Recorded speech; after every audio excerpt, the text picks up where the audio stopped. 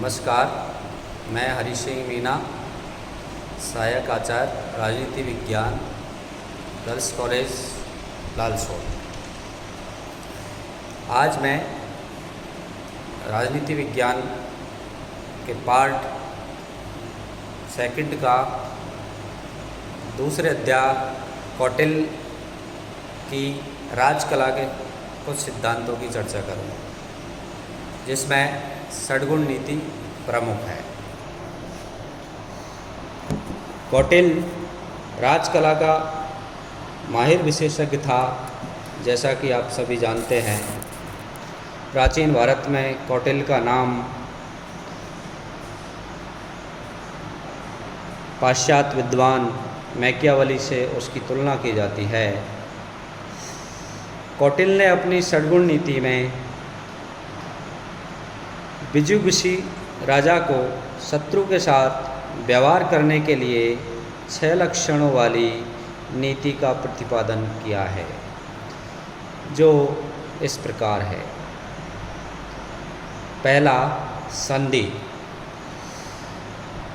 संधि से कौटिल्य का तात्पर्य है विजुगुषु राजा विजित राज्य के साथ या शत्रु राज्य के साथ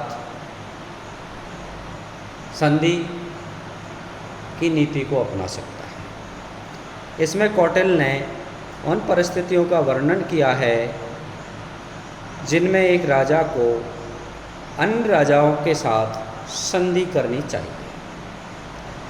सभी संधियों का उद्देश्य शत्रु का नाश तथा अपनी स्वयं की रक्षा एवं विकास होना चाहिए। पराजित राजा के लिए संधि काल वह अवसर है जब वह अपने को सबल शत्रु से मेल करके उसको किसी भी तरीके छल कपट से शक्तिहीन बनाने के लिए करता है। षड्गुण नीति का दूसरा भाग है विग्रह। विग्रह की नीति को कौटिल्य के अनुसार तभी अपनाना चाहिए जब राजा अपने को शत्रु के मुकाबले में अधिक शक्तिशाली समझता हो। यदि संधि और विग्रह से बराबर लाभ हो तो संधि को अपनाना चाहिए, क्योंकि विग्रह से कलुषता पैदा होती है और वो शत्रुता में बदल जाती है, जो लंबे समय तक उसके परिणाम संबंधित राज्य को भुगतने पड़ते हैं। इसीलिए कौटिल्य ने विग्रह और संधि में संधि को प्रेफर किया है कि राजा को यह प्राथमिकता से अपनाना चाहिए। षड्गुण नीति में तीसरा नीति यान, जिसका दूसरा नाम अभियान भी है, इसका प्रयोग तब करना चाहिए जब राज्य ने अपनी रक्षा का पूरा प्रबंध कर लिया हो तथा वह इस परिणाम पर पहुँचे कि शत्रु का नाश किए बिना आक्रमण के नहीं किया जा सकता, यानी युद्ध अनिवार्य है। तभी राजा को जो शत्रु राज्य है उस पर आक्रमण की नीति अपनानी चाहिए। षड्गुण नीति में चौथी नीति राजा को जो अपनानी चाहिए उसको कौटिल्य ने आसन कहा है।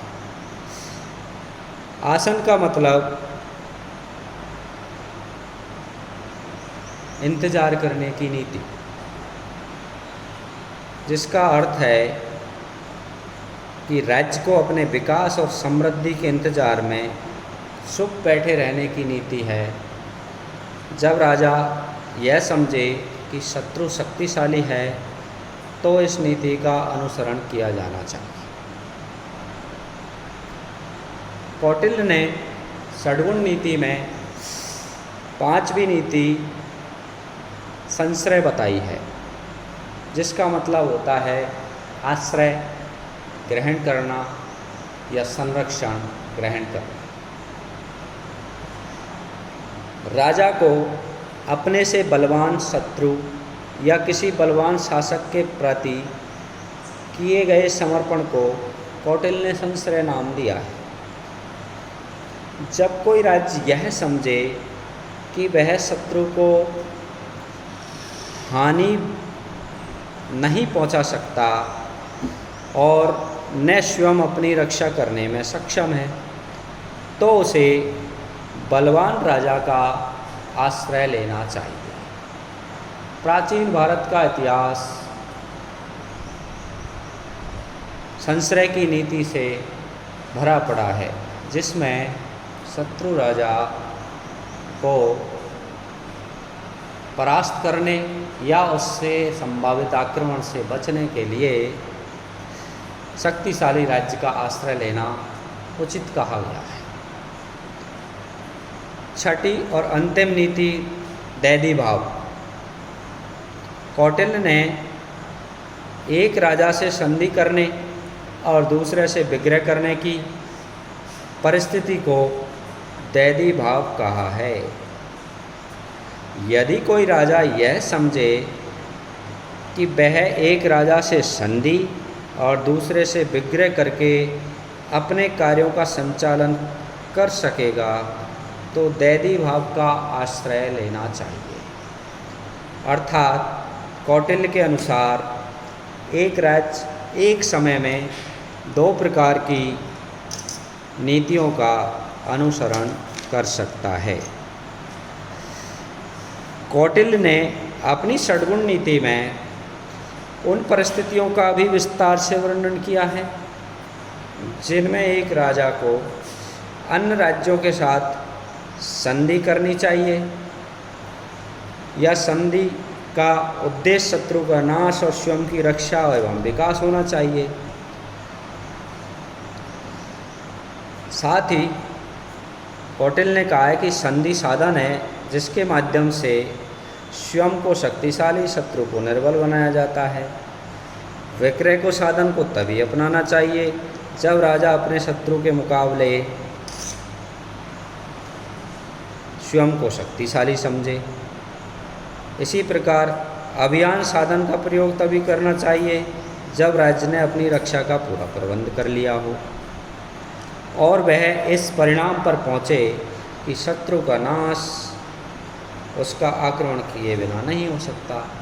इस प्रकार कौटिल्य ने अपनी षड्गुण नीति से एक राज्य की राजकला के सफल संचालन के लिए 6 गुणों वाली नीति को अपनाने का सुझाव दिया है, जिससे कोई भी राज्य अपने वैदेशिक संबंधों का संचालन भली भांति कर सके और अधिकाधिक राष्ट्र हित है उसका संवर्धन कर सके।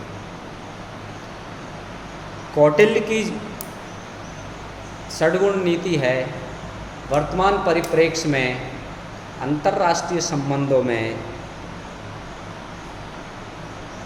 यथार्थवाद के जो समर्थक राज्य हैं वो अधिकतर उसी ट्रेंड पर चलते हैं।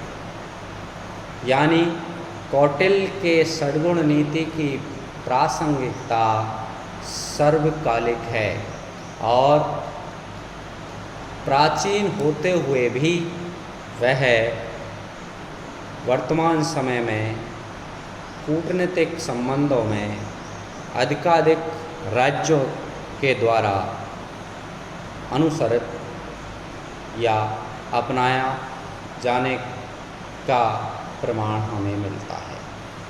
इस प्रकार कौटिल्य की मान्यता और प्रासंगिकता आज के युग में भी बरकरार है।